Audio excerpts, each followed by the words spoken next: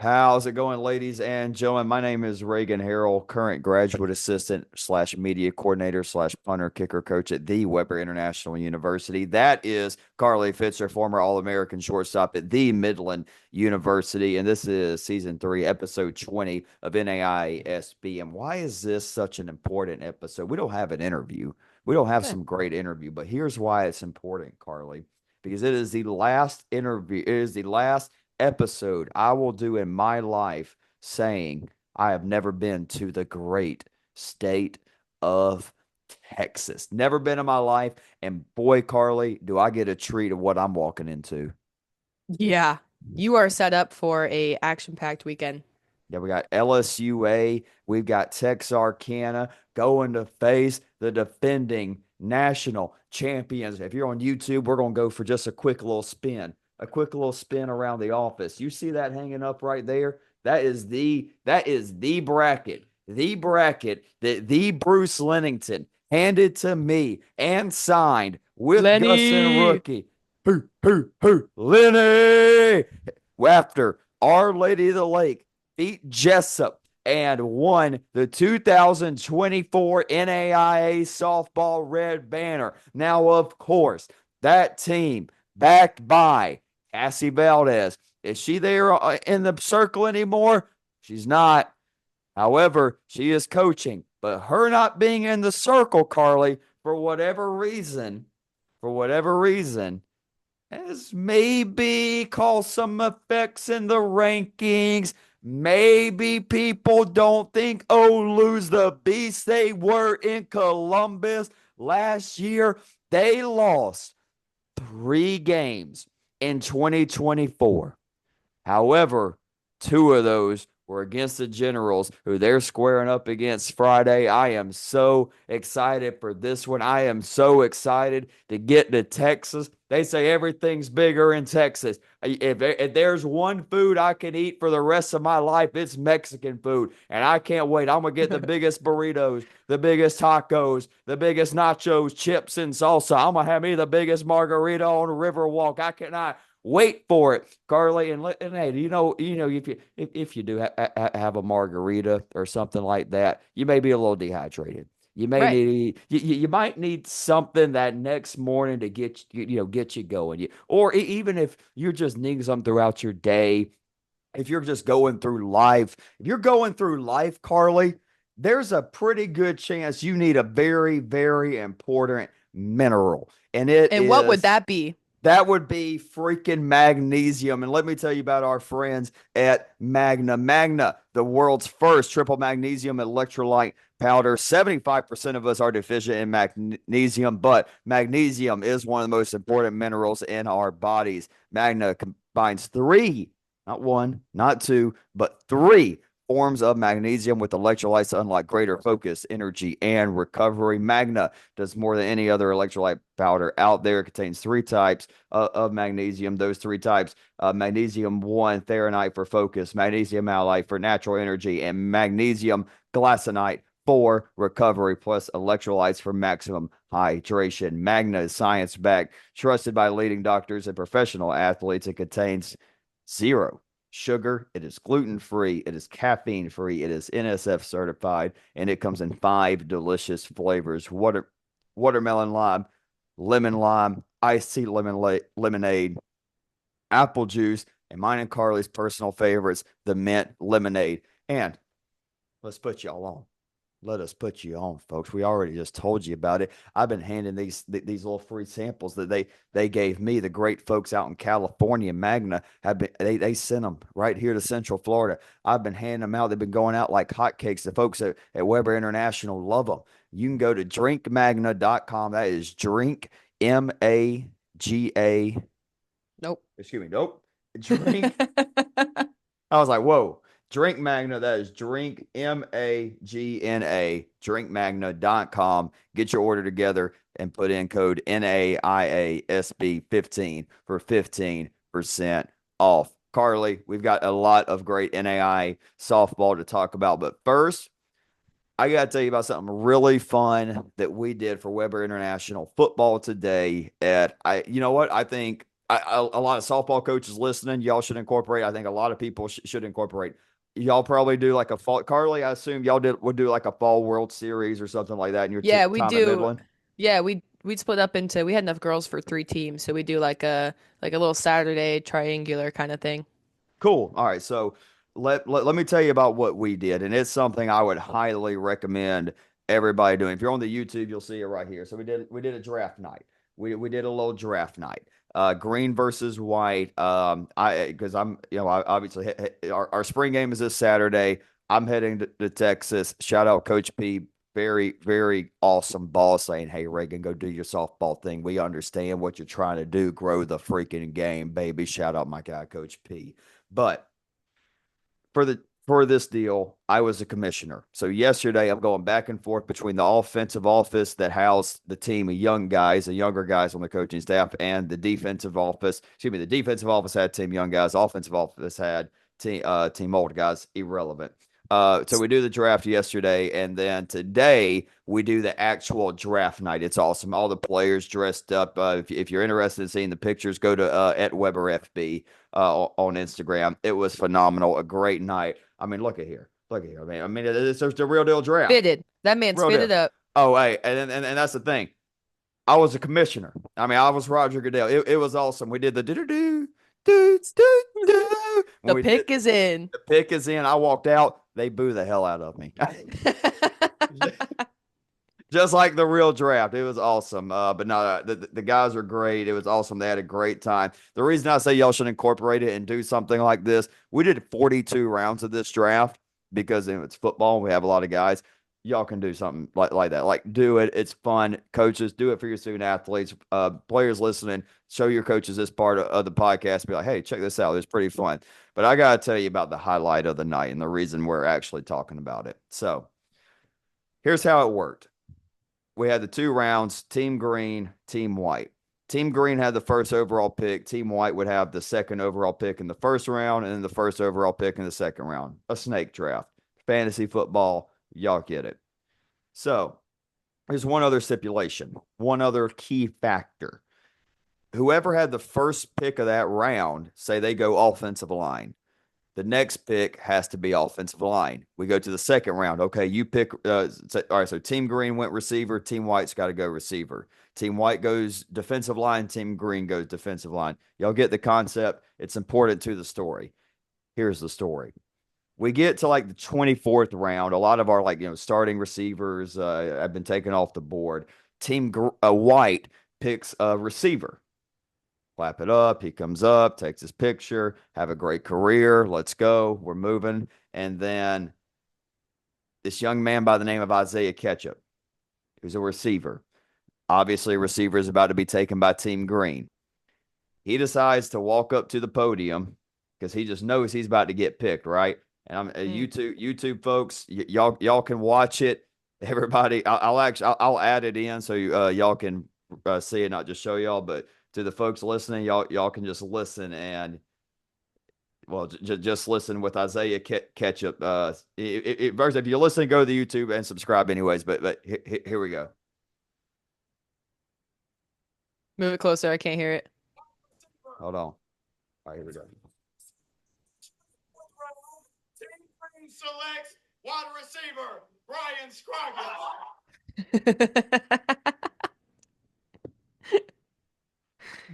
Oh my gosh.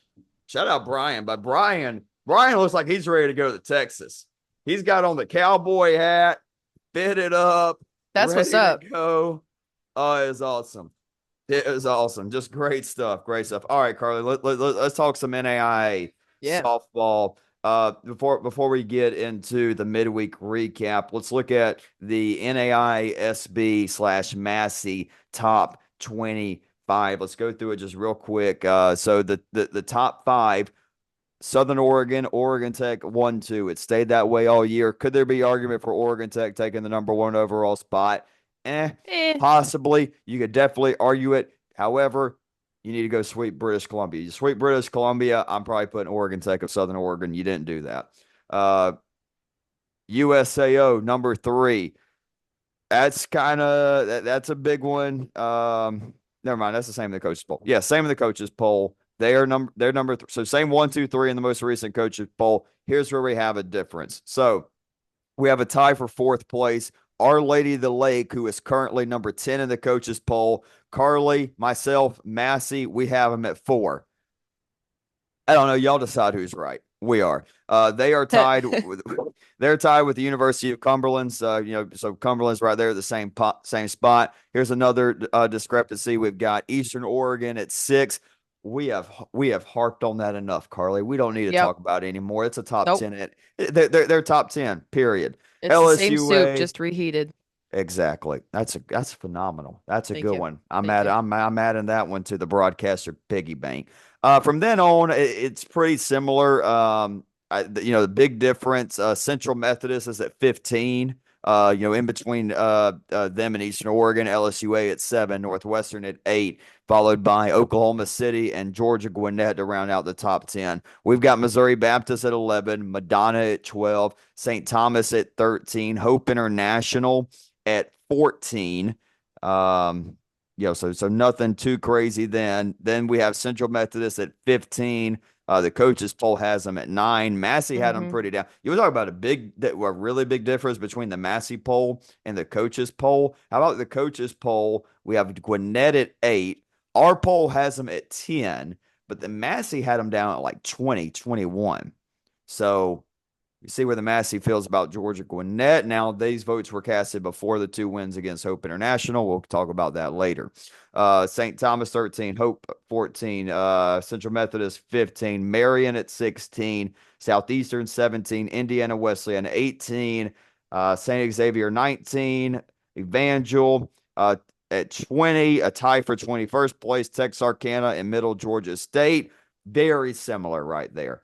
Here's where Hmm. things are very, very different. In that 23, 24, 25. And another week of softball has certainly impacted that. I don't know what Rio Grande needs to do to be a top 25 team, but they certainly should be, Carly. They're sitting at 24. They won 2 or 3 against Cumberland's, like, period. Yeah. Yeah. They're like, okay, there you go. That's top 25, and they've got a good record. There we go. We skipped over a team, the Kaiser Seahawks. Shout out the Sun Conference getting another team up there. Carly, myself. Did you have them in your top 25, or did you have them like maybe Yeah. one or two? You had Maybe that. one or two after. I think you may have had them like 26. I had them around 22, and I think Massey had them at like 24, 25. Rounding out the top 25 is Embry Riddle. Could have gone a couple of different directions there.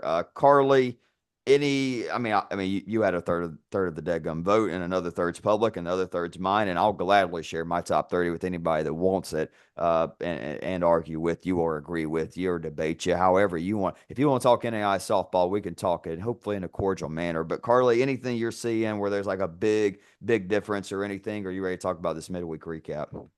Uh, no. Like you said, I'll I'll back up my 30 any day. I mean, If anybody wants to run a trivia 2v2, Carly and I, let's do it. Let's let's do run it. it. Let's do it. All right, Carly, let's talk about some actual gameplay here. Lindsey Yeah. Wilson takes 2 or 3 from Freed Hardman. Tough year for Freed Hardman. Lindsey's had a solid year, a big wins for them. They take 2 or 3. They take game one, 5-4. They were up 5-0. Freed Hardman would score 4 in the top of the seventh, but they would just find a way to come out on top. Briley Pickerel was 1 for 3. She had a home run, scored 2 runs, and had 2 RBIs. Atavia Fowler was 2 for 3 with an RBI. And then Caden Murray getting it done in the circle. She goes 7 innings, 5 hits, only 1 earned run, and she struck out 5.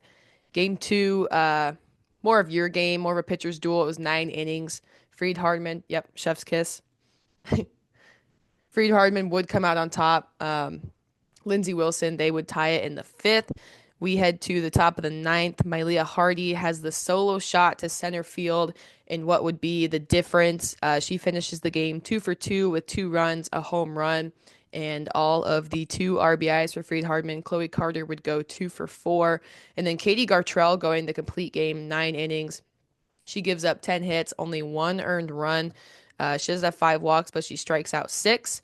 Lindsey Wilson would bounce back in game three, 3-2. They score all 3 runs in the bottom of the fifth, and that would prove to be enough Caden Rogers is goes 1 for 2 with a run and an RBI, and Kendall Daly and Katie Lorenz each record an RBI. Lindsey Wilson improves to 17 and 16 on the year. They are 4 and 5 in the conference, and Freed moves to 11 and 12 on the year, and then a even 6 and 6 in their conference.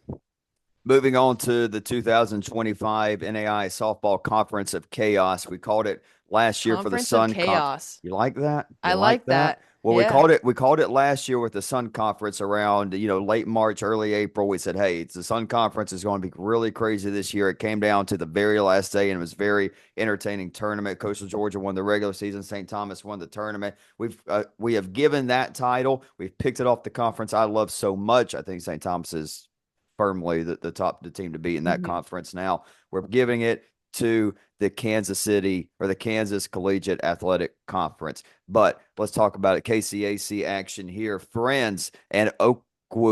Friends gives Oakwood their first loss of the year. The Falcons improved to 24 and 10, getting closer and closer to getting that comfortable low 30s wins where you feel confident about some opening round at large bids. But it would be Oakwood jumping in front 2-0. But the Eagles, like I said, would hand Oakwood their first conference loss of the season. Really led by Priscilla Mora, had a huge game one of the doubleheader. That 3-run home run in the seventh inning was the exclamation mark to end things. Third baseman Alex Vick had a big game as well, going 2 for 3 with a double on the mound. Who I think will be if it wasn't for somebody by the last name Merrimer there at Evangel. Riley Warts certainly would be up there for pitcher of the year in the KCAC. Had a great outing, complete game, 7 strikeouts, one walk, and the 2 earned runs. However, Carly, it would be Oklahoma Wesleyan staying on top of the KCAC with a dominant 9-1 victory, 5 innings in and out, quick and easy. They improved to 29 and 9 on the year. Olivia and Reagan Rector traded big shots. The second baseman, Alyssa, had a 2-run shot. The first baseman, Reagan, how about the right side of the infield getting the job done in the Yup. lineup? Fourth inning, just put it out of consideration. Gabby Simpson tossing those 4 innings, only giving up 3 hits in that 9-1 victory. Carly, let's stay in the KCAC and talk about that Evangel Fowler team. And by the way, y'all see what I'm rocking? Little St. Francis Cougar gear. If y'all saw the Hmm. reel posted to Instagram, got the band-aid off my nose one. But got some great gear from St. Francis and Carly. Little birdies told me we may get some Valor drip before too long. Yup. I'll be pumped about that. But Evangel, one of the top two teams in the KCAC, they moved to 12 and 2 on the year in their conference.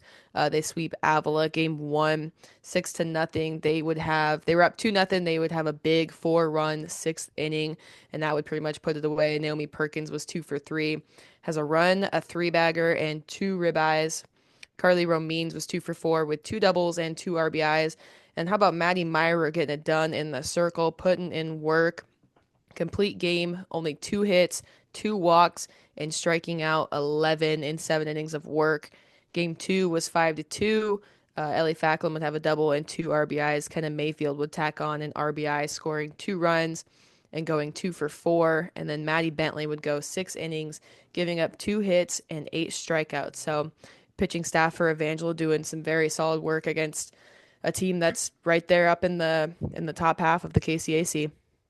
Yeah, moving on to Georgia Gwinnett. They have traveled all the way across our phenomenal country, the United States of America. They're facing Westcliff right now. That actually one of those games just wrapped up. I went and checked it real quick. They won 1-0 against Westcliff. But Carly, they pick up two big top 25 victories against Hope International and Savannah Jenkins having an absolute day. Let's talk about it in game one. Like I said, Georgia Gwinnett, they improved to 31 and 8 on the year with those two wins. Well, now 32 and 8 after the wins against the first win against Westcliff, the second one going on as we speak, actually, but out in Irvine, California, beautiful area. But as we were saying, third baseman Savannah Jenkins in that game one, 4-2 win. She goes 2 for 4, a pair of RBI knocks. McKenna Talcott and Sisk added 2 hit performances as well. Kaylin James picked up her 11th win of the year. Jarvis picked up save number 4. And a little deja vu in the after the 4-2 win in game 1, they matched that in game 2. The Grizzlies again led by Savannah Jenkins. How about a fourth inning grand slam? I mean, just nice, efficient. Here's 4, we're good. And with Jarvis on the mound, that'll work. She does give up 2 runs in the 7th inning, but 7 strikeouts, 0 walks. It'll spike her ERA all the way up to 0.78. We got to keep that Oh, below. We got to get that below 3/4, Annalise. We got to clean that one up a little come bit. on. Come on. Moving on to a team we haven't really talked about too much this year, Central Baptist of Arkansas. They take one from Mobap. They move to 21-17 on the year, 10-2 in the conference. Game one was all Mobap, 9-0. They score 4 in the second and 5 in the third. This game would only last 5 innings. Michaela Johnson was 1 for 4, had herself 4 RBIs and a double. Miranda Ladson, 2 runs, a triple, and 3 RBIs. And then Brooklyn Fisher getting it done in the circle complete game, giving up just 2 hits and striking out 6. Game two, a little bit more of a thriller. 3-2, Central Baptist would take it. Mobap scored. Uh, they started the scoring with 2 in the fifth. Central Baptist would respond with 3 of their own in the sixth, and that would be all the scoring done in the game. Taylon Sheffield was 2 for 3 with a double and 2 RBIs. Kinley Johnson was 2 for 3, a double and an RBI. Then Haley Morange going 4 2/3, 6 hits, 2 runs, uh, none earned, striking out 1 and walking 1. And then Isabel Sawyer would get the save, 2 innings of work with 1 hit and 1 strikeout. Carly, you want to talk about Rio Grande, Shawnee State, and then one more ad read before the weekend preview that we will start off with Marsh's matchup. Yeah. Uh, Shawnee would take game one, 1-0. The lone run would come in the bottom of the fifth, courtesy of an Emily Moore solo shot. That would be all that Genevieve Espinoza would need. Complete game, 7 innings, 3 hits, and striking out 3. Game two, a little bit of a thriller. It would go 8 innings, and Rio would come out on top 5-4. A little bit, not really back and forth, but lots of scoring done throughout the game. Shawnee would score 2 in the first. Rio would tie it up by the third inning. Shawnee pulls ahead in the fourth. The two would trade a pair of runs in the fifth. And then top of the seventh, Rio would tie it with a Gabby Adams double. And then Rio would score what would be the game-winning run with a Kayla Sedgwick RBI single. Gabby Adams finishes the game with 2 RBIs. Sedgwick 2 for 5, a run, a double, and an RBI. Maddie Angler 3 for 4 at the plate with a double. And then Meg McCallum, 5 innings, 6 hits, 4 earned runs. And then Hannah Beers would have 2 innings of work with 1 hit. And then, is it still me? Am I going Magna? All right, people. Magna is the world's first triple magnesium electrolyte powder. Did you know 75% of us are deficient in magnesium? But magnesium happens to be the most important mineral in our body. Without enough, we can experience poor sleep, brain fog, and stress. It combines 3 forms of magnesium electrolytes, in which I cannot pronounce, but it provides greater focus, energy, and recovery. It does more than any other electrolyte powders out there. Um, and the electrolytes help with recovery, max hydration, natural energy, all that good stuff. It is science backed, trusted by leading doctors, professional athletes. It contains 0 sugar. It's gluten free, caffeine free, NSF certified, arguably the most important thing. It comes in 5 awesome flavors: watermelon lime, lemon lime, iced tea lemonade, apple juice, and my personal favorite, been drinking 1 or 2 of these a day, phenomenal mint lemonade. If y'all want to get some, head to drinkmagna.com, code NAIASB 15. Go ahead and get you some, 15% off. Help the pod out, get hydrated, relax. You know what? If you get some, tag us. I want to see what flavor you get. Let me know what it is. Yeah, exactly. We want to hear about the other flavors that y'all are trying. We're going to talk about the Olu LSUA / Texarkana previews with a little bit of spice to it, a little something different. We'll talk about that in a second. But firstly, and most importantly, Marsh, You started 6-0. You're 0-1-2 in your last 3 weeks. And I'm gonna go ahead and tell you something. We are guests in West San Antonio this weekend. You feel me? Now, Think long and hard, buddy. I'm gonna respect whatever decision you make. You want some belly rub? All right, belly rub break. Tummy time. Okay, all right, but here we go. Marsh, Our Lady of the Lake, LSUA. Who we picking? It's a smart decision. Marsh, you saved me a lot of trouble with Gus, rookie, Coach Lennington, and all of West San Antonio, buddy. I appreciate you, man. Dude, Lenny was gonna sick rookie on you if he picked wrong. Dude, I would have been in trouble. I would have been in serious trouble. Carly, let's get, I mean, what do you think? Good decision or bad decision by the Marshman? I'm rocking with it. Rocking with it? Yeah. Yeah, I think good choice. I think good job, buddy. Um, yeah, all right, we'll see how he does. Um, before we get into this, okay, got it pulled up now. We want to talk about our guy. We talked about this a little bit a while back. We gave a shout out to our guy Michael Fairchild, who will be joining us for the 2026 season as an intern for doing some writing some stories. But y'all, he heard He Michael cooked. listens to the he quite did cook.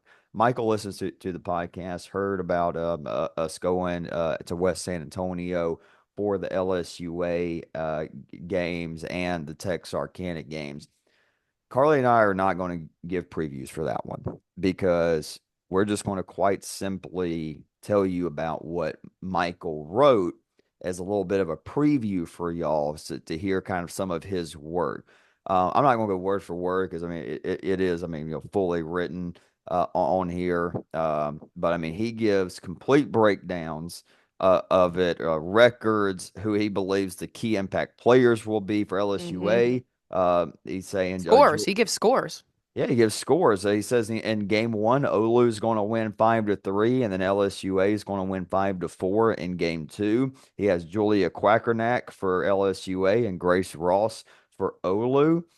He's got the history all time. LSUA has a 25-10 record. He has not only has that, he has got the full Red River Athletic Conference standings breakdown. Here's how, I mean, look at that. I mean, Olu's 22-0 in conference. And who they LSUA's play that Friday. and who they play that Friday. He's got predictions for all the Red River games. He's got Olu splitting with LSUA. He's got Texarkana sweeping San Antonio. Vic splitting with Christian. On and on and on. But here's his analysis of the Our Lady of the Lake and LSU Alexandria game. I'm gonna give you this word for word. He says, and I quote, if you told most teams that with their first 42 games they would win 36 of them, they would be thrilled. Our Lady of the Lake is not like most teams. This miserable 36-6 That's my favorite season. line. My favorite It's line. phenomenal. It is phenomenal. It is clickbait. It is true. It is drama. It is perfect.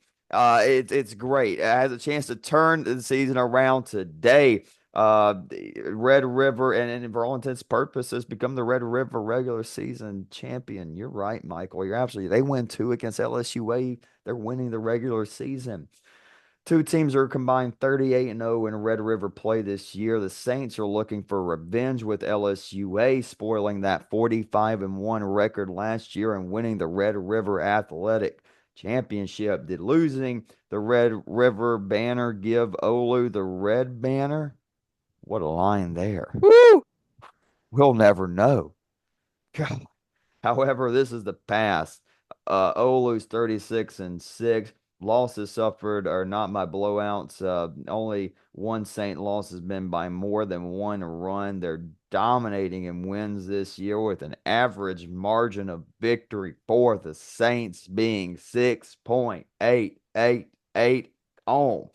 That's dominant, folks. The Saints are led by Grace Ross's 452 batting average and 9 home runs. She has been a force at the plate for Olu. She delivers versus good teams, and she'll need to do that against LSUA, against other top competition. Ross against Sophie Williams will be an All American this year. Went 2 for 4, and Olu's second double hit. I apologize. She managed to get a single against Sophie Williams, and she went 2 for 4 in their second doubleheader at the beginning of the year against Evangel that we've raved on throughout the year. As for LSUA, the Generals are 33-3 this year, with every player getting to record pretty daggum good numbers. But it's Julia Quackernack leading the way, batting 514, 10 home runs. She's got 16 walks on the year and has 16 stolen bases. She has not been caught making Quackernack one of the top players in the NAIA. You're absolutely right, my friend.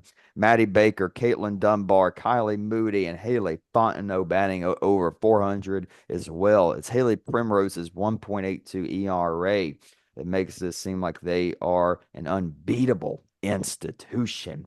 Even NCAA Division One Southern found out that when they outscored Southern 12-7 in the doubleheader split. We'll stop there. Carly, we've got a gem coming and interning for us.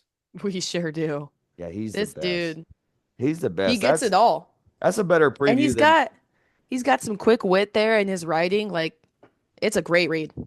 yeah, it's phenomenal. I'm so excited for it. This kid's great. I mean, the kid's just great. But Carly, let's move on. Let's talk Johnson and Tennessee Wesleyan. They play Thursday at 2 and 4 o'clock. We've talked a good bit about Johnson this week. Obviously, just had their coach on, but I mean, real quick again, we got to talk about the freshman phenom Madison Thacker Wolf batting 474 on the year. She has 10 doubles that matches Megan Armstrong, who we'll talk about in just a second. But Thacker Wolf's got a team leading 36 RBIs. Armstrong's batting 394. Like we said, the 10 doubles. She leads the team with 4 home runs, 30 RBIs on the year. As an overall staff, they have a sub-3 ERA. Carly, they're led by Lindy Weber with a 1.88 ERA. In 82 innings, she struck out 75. Alyssa Nicely will likely be the starter in game 2. But as we all know, Tennessee Wesleyan, a very experienced team with some top players. Yeah, very experienced in the fact that I mean it's all junior seniors with a couple sophomores sprinkled in there. Led by seniors Bailey Phillips and Mackenzie Baldwin. Phillips is hitting a 395 on the year. Leads the team with 23 RBI. She's got 5 Jimmies on the year. She only struck out 5 times. Mackenzie Baldwin, the other senior, hitting 352. Second in RBI, she's got 17, 8 extra base hits. And then Massey Chastain seems to be one of their uh, few in stolen bases. She's got 8 on the year, hitting 316. And then we go ahead and head to the pitching. Senior Bailey Phillips seems to be getting it done on both sides of the ball. She's got 87 and 2/3 inning pitched on the year, has an ERA of 1.6. She struck out 67. She's only walked 17. And then they got a solid number 2 in sophomore Isabella Jenkins. 5.36 ERA on the year and 65 and a third innings work. She struck out 37. And she's 7-4 on the year. Yeah, very fun doubleheader there Thursday, 2 and 4 Eastern time out of the AAC. Very important for the conference race there Hmm. after Johnson dropped a couple this past weekend. Friday, Carly, we're heading to Georgia. Now, Georgia. a lot of people. It's Masters Week. Oh, dude, I'm so pumped. I'm I so I pumped. re-downloaded the app for the year. Got the I've app. been following it on Twitter. Matt's coworker actually went to Oh, the practice rounds and he brought him back a little Masters hat and a ball marker. it is needless to say. Y'all know I'm a sports guy. I've got a long list of bucket list places I want to go. Wrigley Field, Wrigley's Dodgers. awesome.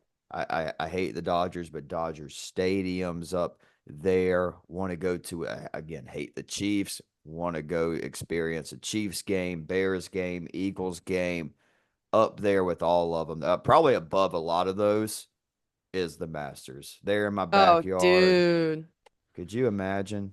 Oh, I was reading all about like what the experience is like earlier today, and it just, oh, Give me it's that so cool. pimento cheese sandwich. Mm. Ah, For like three oh, bucks too. for $3. You know what? There's a certain reporter for ESPN. I'm not gonna call it. I don't want to cease and desist. But talking about how the food's not that good. Dude, it's a pork sandwich for $3. Who cares? And the Masters isn't for the food. Like, oh, you know what? We're not gonna get it. Let's talk about Go some go touch grass. go literally in that grass, Carly, and Go them touch that azaleas. specific grass. That specific grass. Yes. I saw they actually made a post where it was like by It the was the cut 16th. that they did it. Yeah, the cut. Yeah. Beautiful, beautiful. All right, let's talk about what else is going on. If you're not in the Masters and you or you're not going to the Masters and you want to have something to do at 1 and 3 Eastern time on Friday in the great state of Georgia, head on down to Thomasville, where Middle Georgia State is taking on the Thomas Nighthawks, two of the hottest teams in the southeastern part of the United States. Middle Georgia, the hottest team in NAIA softball. Appreciate the shout out, by the way. Go Knights. Madison Cosgrove is having a phenomenal year. Carly, she's batting 421, double digits in the stolen stealing bases. Also has 12 doubles, three triples, three home runs. Has 26 RBIs on the year. But Middle Georgia State, Carly, it's been what's happening in the circle, specifically Emily Proctor. She is 16-2 on the year, has five shutouts, so 1.88 ERA, and has 112 strikeouts and Ooh. 115 and a third innings pitched. That will play. However, Thomas has already shown that they can take down the other top dogs in Mobile and William Carey, but is this a little bit different beast with the Knights of Middle Georgia? Yeah, Thomas has got some work cut out going against a team that's won, what is it, 16 in a row? 15. 15. Okay. Okay. Um, Annalise Bunsey leads the team in RBI. She's got 31 on the year, has 11 doubles and five home runs. She's hitting 369 on the year. Um, Leading the team in average is Ansley Eason. She's hitting 416, has 14 RBIs, 6 of 8 on stolen bases, nine doubles. Um, and then Grace Hodges is hitting 345. She's got 17 RBIs, six doubles, three triples. And moving over to the pitching side of things, they are led by Bailey Herrera. She's got 90 and two-thirds innings worked. She has struck out 47, has only walked 12, has an ERA just north of 2. She's at 2.01. She's 9-5 on the year. And then someone who's been getting a lot of work behind her is Sierra Usuri. She has 85 and two-thirds innings on the year. She's got a 2.29 ERA, is 11-5 on the year, and has struck out 44. Carly, go ahead. Well, real quick. The other game Saturday, obviously LSUA, Our Lady of the Lake, 12 Hmm. and 2 Central Time. Follow all the action on our social media, specifically Instagram. We're gonna be posting a ton on there. We'll be posting on Twitter as well, but make sure you're following at NAISB underscore on Twitter. 12 and 2 Central Time. Carly, go ahead with that next matchup out of the AMC. I'm bugging a little bit with trying to get my part. Okay. So Central Baptist is taking on Columbia at 2-4, starting with Columbia College. They are led at the plate by Kennedy Shanath. She's hitting 405 on the year, has 25 RBIs, and right next to her is Wendy Van Wish. She has 25 RBIs as well. She's hitting 333 on the year. And then leading the team in RBIs is Madison Ware. She's got 27, six doubles, a triple, and five home runs. She has only struck out 8 times. Not a lot of speed on the bases in stolen bases wise, but they do have a team that produces a lot of RBIs, has a lot of power. And then moving over to the circle side of things, Megan Graver has the most innings worked. She's got 76 and a third. She is 8-4 on the year, has a 2.48 ERA, and is just below 100 in strikeout. She's got 99, has only walked 18. And then someone else we might see in that matchup is Kennedy Jensen. She's got 44 and two-thirds innings worked, 3.45 ERA, and she is 7-1 on the year, striking out 25. They're facing Central Baptist. Carly, this is a team that always does well in conference play. Talked about them earlier, getting a big win against Missouri Baptist. They're going to be led by their sophomore third baseman, Kinley Johnson. She is having not only an all conference, but she could start sneaking up into some honorable mention, All American talk, especially if she can get that batting average that sits at 320. Certainly respectable, but she gets that in the high threes, low fours. How about four doubles and 10 home runs to pair with that, along with 29 RBIs so far through 37 games for the sophomore young player to watch out for there, as well as the senior Abby West, who's got six doubles and four home runs, along with a 362 batting average. Another young player. How about this left side of the infield? Just talk about Kenley Johnson at third base. How about shortstop Tavia Bradley? Carly, she has got 10 doubles on the year and batting 302 on the season. They've like I say, I mean, oop, apologies. Looking at pitching wise for them, they're going to be led by a senior pitcher, Alex Jeter, who has 180 innings under her belt with a 2.4 ERA. Then it's going to be a couple of freshmen, Haley, or specifically one freshman, Haley Morange, 34 and two-thirds innings. She has a 5.45 ERA. I apologize. Alex Jeter's ERA is a 3.24, but still, I mean, very respectable there. They've got some pop in their lineup facing Columbia. They go for a sweep here, Carly. You could be seriously be looking at a team that can, I mean, they can win this conference in the regular season. To be quite frank, they're 10 and Yeah, two. 10 and They 2. they got the split with Missouri Baptist. Remember, Missouri Baptist has two losses in conference play, one to the Mustangs, another to the Cougars, who obviously Central Baptist is playing this weekend. So, needless to say, a big one in the AMC on Saturday. Moving on to Sunday.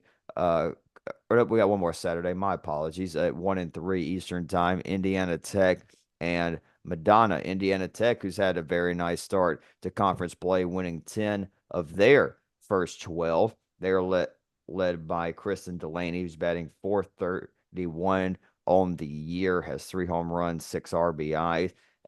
They had an injury to a big player earlier in the year. Wasn't sure about them, but hey, they're 10 and 2 to start conference play. Obviously, this is the big test in the WAC going up against Madonna. They're going to need Maria Truba, who has been a lot of fun to watch her develop over the last few years. She's batting 391. Carly, she's 27 for 30 and swiping bags. Another player who I got to see in person as a freshman, Georgia Gwinnett in the opening round, as Savannah Bravo's developed into a nice player as well. She is 10 and 4 on the year with a 2.45 ERA, strikeout machine, 97 innings, 104 strikeouts on the season, along with Carly Walters, got 3.71 ERA. Indiana Tech, toughest challenge of the season. Let's talk about who they're facing in the Crusaders of Madonna. Yeah, they got a lot to go against in this Madonna lineup. Alyssa Gauthier is hitting 311 on the year. She has 18 RBIs, but where she'll get you is on the bases. She is 26 of 28 for stolen base attempts. Really hitting the ball well this year is Bryn Anto. She's hitting 457, has a team high 34 RBIs. She is also 8 of 8 on stolen bases, only 8 strikeouts on the year. And then Ashley Rosewich is also having a phenomenal year. She's hitting 474 on the year, has 29 RBIs, 11 doubles, 2 home runs, and also someone to worry about on the bases as she is 17 of 19 in stolen base attempts. Moving over to the pitching side of things, something that was a little bit of a question for us early in the year. It's kind of working itself out. Jane Anderson, 73 and a third innings pitched on the year. She's got a 1.91 ERA. She's 10 and 4 on the year. She struck out 52. And then Camille Oyer she's got 72 and two-thirds innings on the year. She has a 1.93 ERA. She struck out 46. And she is a 9 and 1 on the year. Yeah, no, I was tripping. I don't know why I was trying to just skip over Saturday there. My apologies. Hey, Criminal. Criminal. hey. When you're bringing high energy to this one, we had to slow it down. We got to slow down the pace a little bit here. Let's talk about the other two games we got on Saturday. Carly, Texarkana, and Our Lady of the Lake. Our boy Michael had us pretty covered there on Hmm. Olu. So let's hear what he's got to say about the Eagles of Texarkana. They're 32-6 this year, 8-2 in Red River, or excuse me, 18-2 in Red River play. Madison Dingman, who we've talked a lot about this year, is batting 578. Is a big reason why Texarkana has done so well. However, despite this, LSU was able to sweep Texarkana in their doubleheader. Dingman came up clutch, even though they took the pair of losses. She went 4 of 8 against a general, showing she can compete in these big time Red River matchups. Pitching's been a little bit of an issue for Texas A&M, Texarkana this year. No one has over 100 innings pitched. A little harsh there, Michael. What Well, hey, if they don't need 100 innings? I mean, he's a little harsh there. Well, all right. The recipe for winning a title has been superb pitching. You're right there, buddy. You're absolutely right, Cassie Valdez, uh, Kayla Williams, Shelby Cornelson, et cetera, Emily Cerny. This note may be the reason why the Red Banner will not make its way to Texarkana, Texas in 2025. However, I do think Texas A&M, Texarkana will take one against Our Lady of the Lake, and with a really well rested pitching rotation with five pitchers, 4 games challenging for Olu, who is running with mostly their two-pitcher system of Ava Hernandez and Annika Laterio, who is coming off back-to-back no-hitters last weekend. So I mean, hey, I mean, good stuff for Michael. Good state. Me personally, I'm taking Olu. I'm gonna be honest. I think Olu might win 4 games this weekend. They very well just might. I think they might be play. They might be doing a little My only POS.